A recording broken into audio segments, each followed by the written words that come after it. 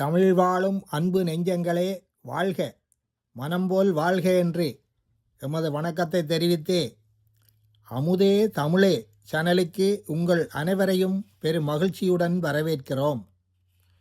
முடிந்தவரை தரமான பதிவுகளையே தர உள்ளோம். சப்ஸ்கிரைப், லைக், ஷேர் செய்து ஆதரவு தருவீர்கள் என்ற நம்பிக்கையோடு இன்றைய பதிவில் சித்திரை புத்தாண்டின் விஞ்ஞாபனம் பற்றி தருகிறோம். வருகிற சித்திரை புத்தாண்டு பராபவ என்னும் பெயரால் அழைக்கப்படும்.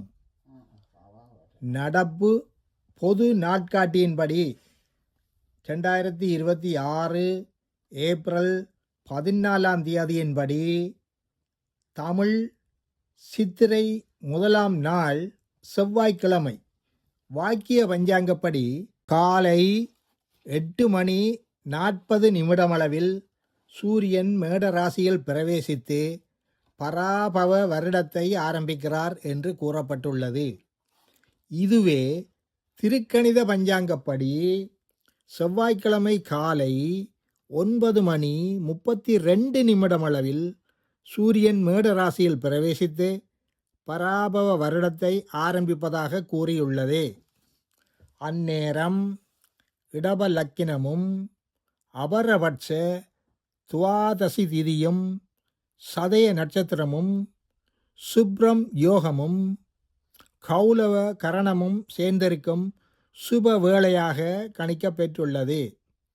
எனவே செவ்வாய்க்கிழமையில் அதிகாலை எழுந்து காலை கடன்களை முடித்து மருத்து நீர் எனப்படும் புண்ணிய தீர்த்தம் தலையில் வைத்து ஸ்நானம் செய்ய வேண்டும்.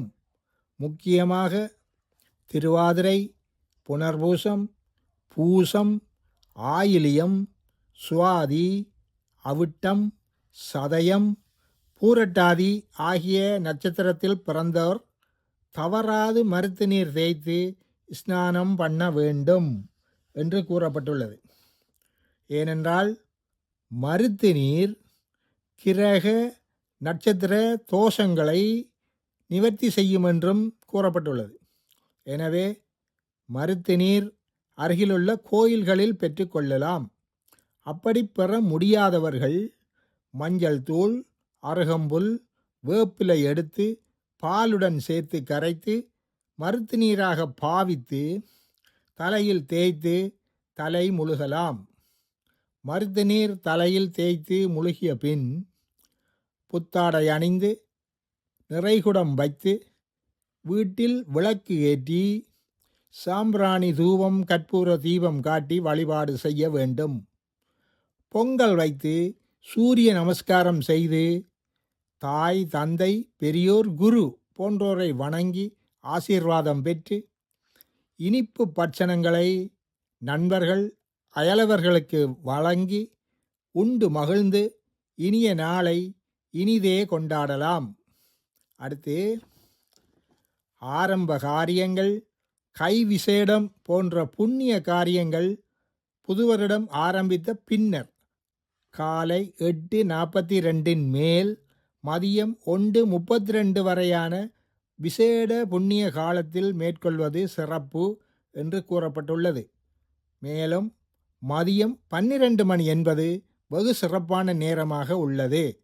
எனவே இந்த புத்தாண்டை அனைவரும் மகிழ்ச்சியாக கொண்டாடுமாறு கூறி புத்தாண்டு வாழ்த்துக்களை தெரிவித்து மீண்டும் அடுத்த பதிவில் சந்திப்போம். நன்றி. மனம்போல் வாழ்க.